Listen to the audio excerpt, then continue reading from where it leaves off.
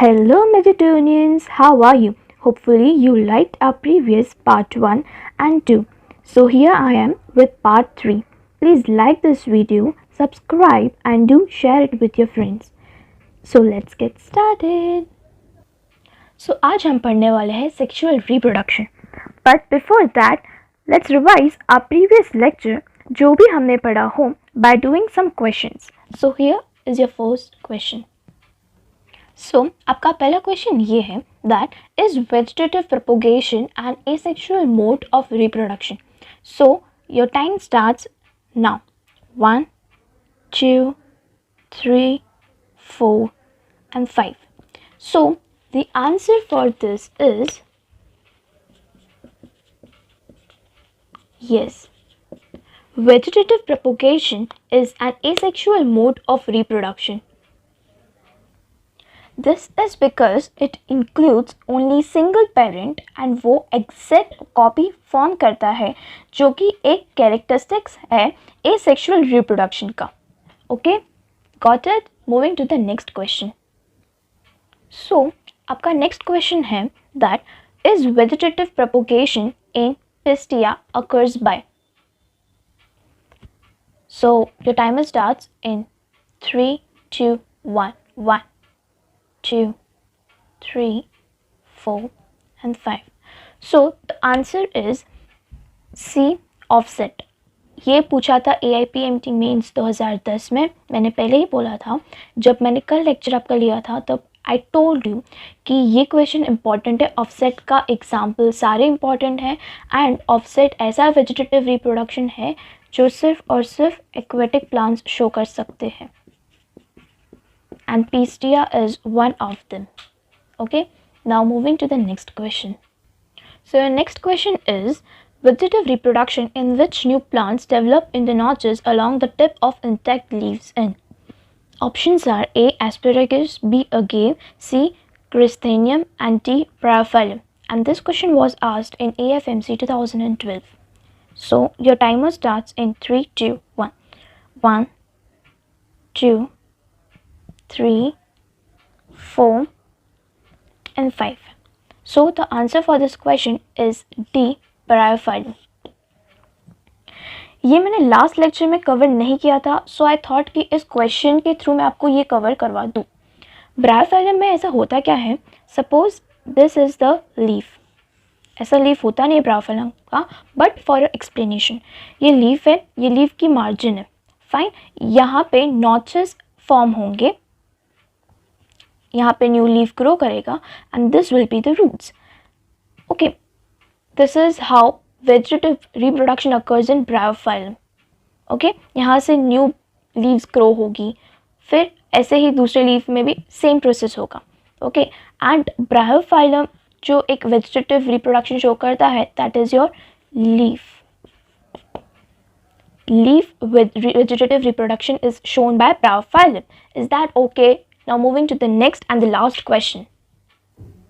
And यहाँ important चीज़ ये है कि जो नॉचेस होते हैं यहाँ पे जो मार्जिन में जो बर्ड फॉर्म होते हैं they are the adventitious birds. क्योंकि ऐसा क्वेश्चन एग्जाम में MCQs में पूछते हैं. ओके, कि जो नॉचेस है जो ब्रायोफाइलम तो फिर बर्ड्स है जो ब्रायोफाइलम के लीव्स में प्रेजेंट हो उसे हम कौन से टाइप मतलब कौन से बर्ड्स बोलेंगे. So they are advantageous birds. Okay okay, so your next question is which one of the following methods is commonly used to maintain the genetic traits of a given plant. First is by propagating through seed germination, B. by propagating through vegetative multiplication, C. generating hybrids through intergeneric pollination, and D. by treating the seed with gamma radiations. So your timer starts now. 1, 2, 3, 4 and 5. So the answer for this question is B. is through vegetative multiplication. This question was asked in AIMS 2008. Very interesting and your concept clearing question. So ये question ये बोल रहा है कि हम ऐसे कौन से वे से जो जेनेटिक मटेरियल है उसे प्रिजर्व कर सकते हैं कि वो जैसा है वैसा ही नेक्स्ट जनरेशन में जा सके. Okay, means without variations. Is that clear? अब एक के बाद एक सभी ऑप्शंस को हम एलिमिनेट करते हैं. अगर मैं गामा रेडिएशंस की बात करती हूँ तो यहाँ पे कहीं ना कहीं जेनेटिक मटेरियल डिस्ट्रक्शन होने के चांसेस है. सो डिस्ट्रॉय नॉट पॉसिबल. हमें तो पूरा का पूरा पैकेट जैसा है वैसा ही नेक्स्ट जनरेशन में देना है. By generating hybrids. अब हाइब्रिड्स कब होते हैं? जब हम दो गैमेट्स जो हमें जैसे जेनेटिक मटेरियल चाहिए उन दोनों को एलिमिनेट करके दूसरे जो इम्पॉर्टेंट ऑर्गेनिज्म है जिसमें हम हाइब्रिडेशन चाहते हैं उसमें हम इनकॉर्पोरेट करेंगे. फाइन. तो हाइब्रिड होता है bye crossing over.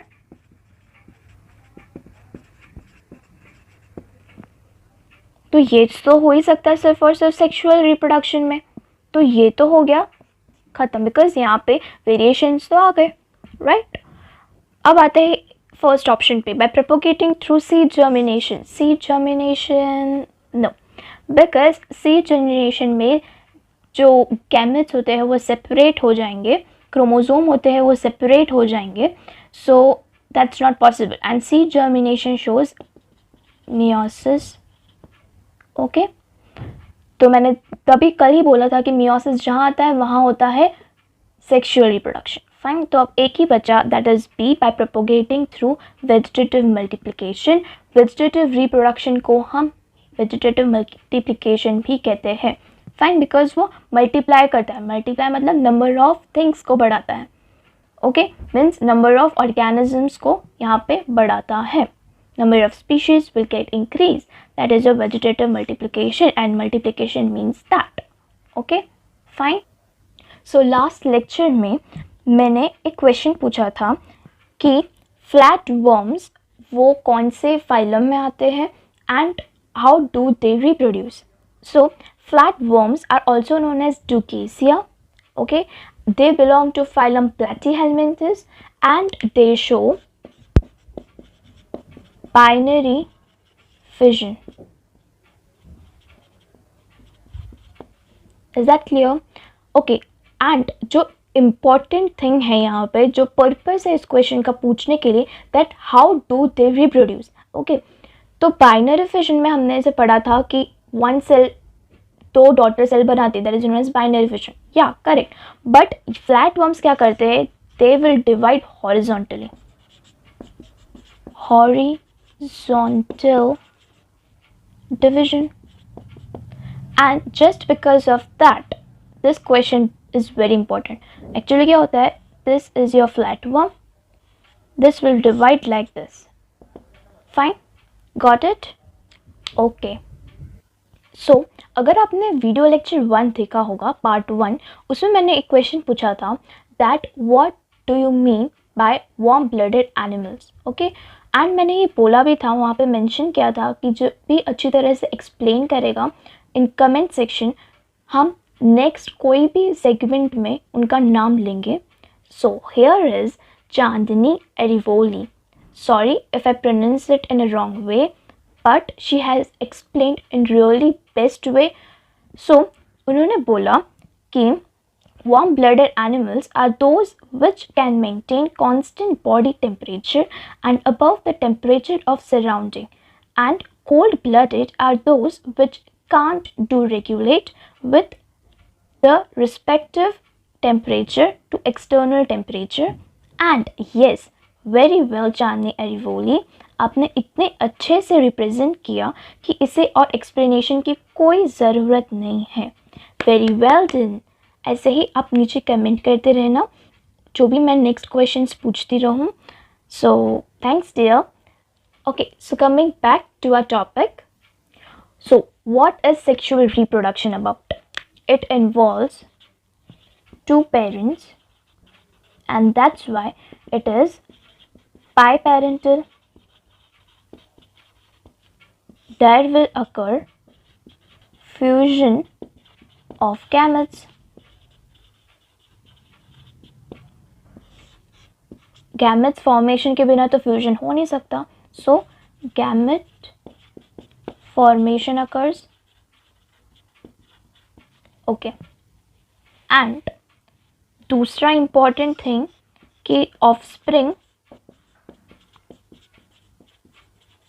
Is not clone anymore here, okay. Clone मतलब फोटोकॉपी जो एसेक्सुअल रिप्रोडक्शन में होता है, ओके। क्लोन नहीं है, उसका मीनिंग क्या है? That they are not morphologically, physiologically and genetically similar, okay. या but they will show some similarities, okay, कुछ तो सिमिलरिटीज होंगी। तो ये इसका रीज़न क्या है कि ऑफस्प्रिंग क्लोन नहीं है? It's just because of crossing over, okay. ये इंपॉर्टेंट चीज़ है इन सेक्सुअल रिप्रोडक्शन में। तो अगर आप बोर्ड्स में सेक्सुअल रिप्रोडक्शन को एक्सप्लेन करना चाहते हो तो ऐसे पॉइंट्स याद रखिए, ओके। सिर्फ यही पॉइंट्स याद रखिए और इसको और डिटेल में एक्सप्लेन कर दीजिए, फाइन, मार्क्स नहीं जाएंगे, okay. In this reproduction, the organism has to attain some growth and maturity.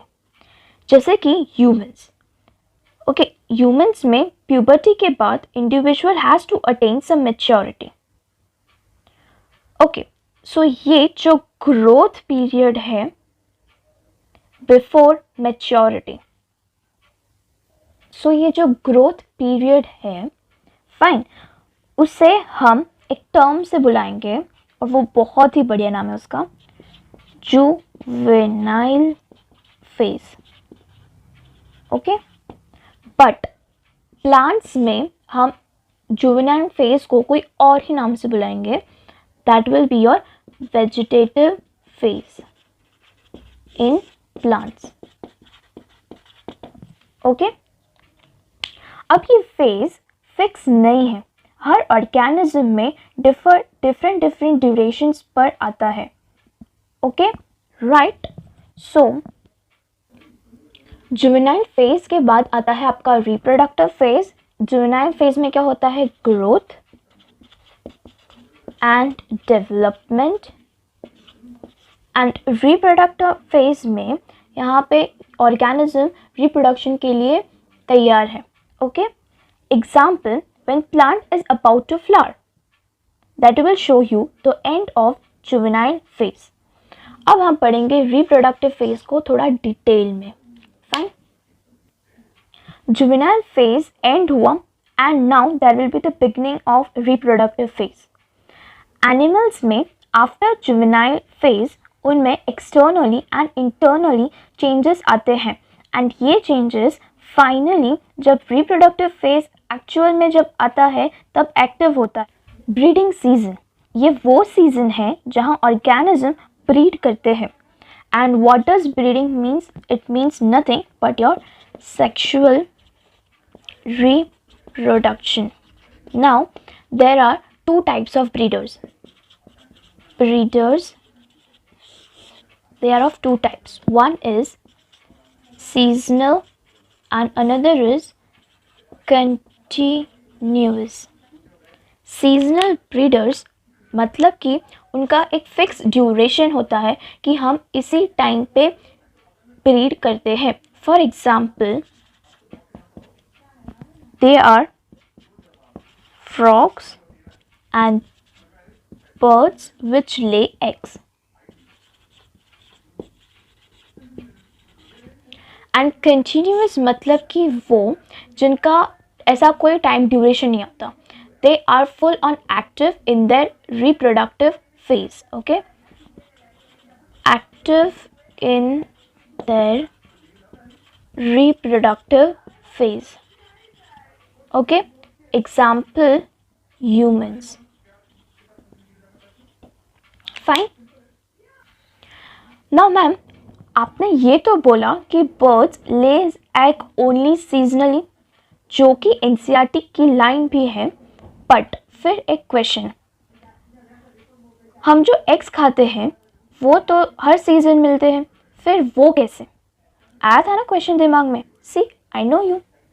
So the answer for this question is कि जो एग्स हमें मार्केट में मिलते हैं and what we eat, they are grown by hormonal treatment.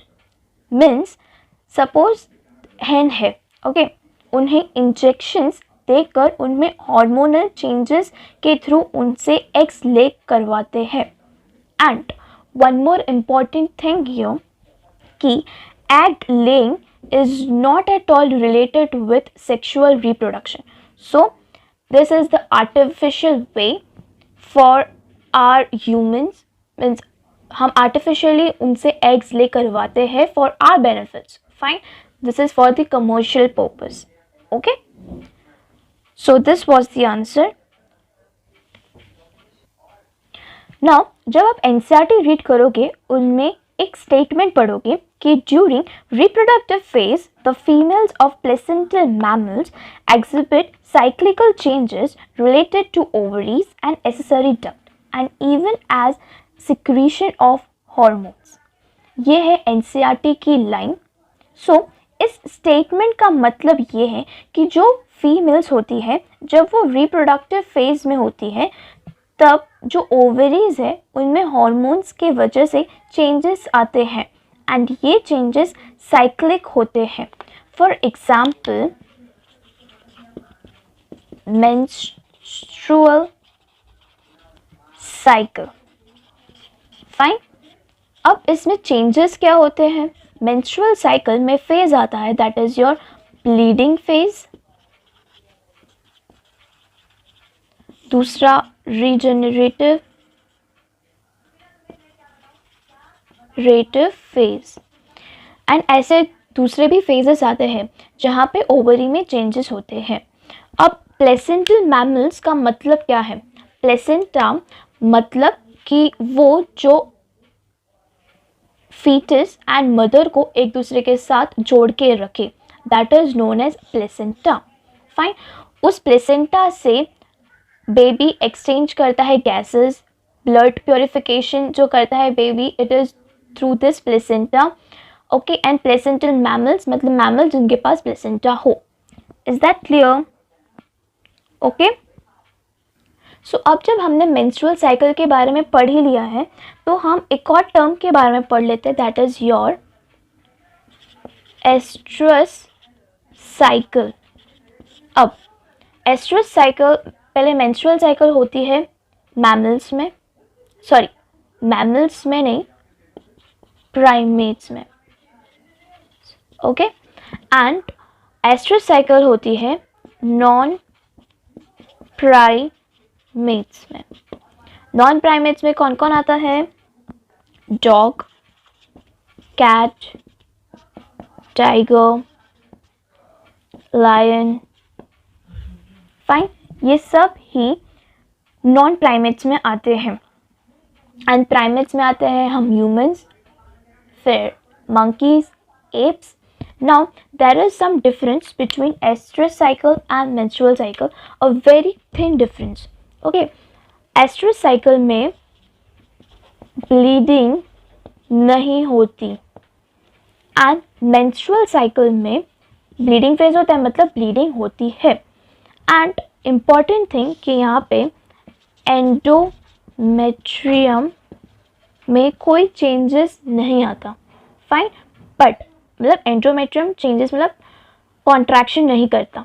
Okay, and menstrual cycle में endometrium contract करता है जिसके वजह से ब्लीडिंग होती है. Fine, is that clear? Now जो ये एस्ट्रस साइकिल में ये जो मैंने सिर्फ इतना लिखा है ये बड़ा ही इंपॉर्टेंट है. नीट के पॉइंट ऑफ व्यू से तो बहुत इंपॉर्टेंट है बिकॉज कल जब मैं आपको एक क्वेश्चन बताऊंगी विद प्रूफ आपको बताऊंगी कि हाँ ये इंपॉर्टेंट है. फाइन, कल मीन्स नेक्स्ट लेक्चर में. Is that clear?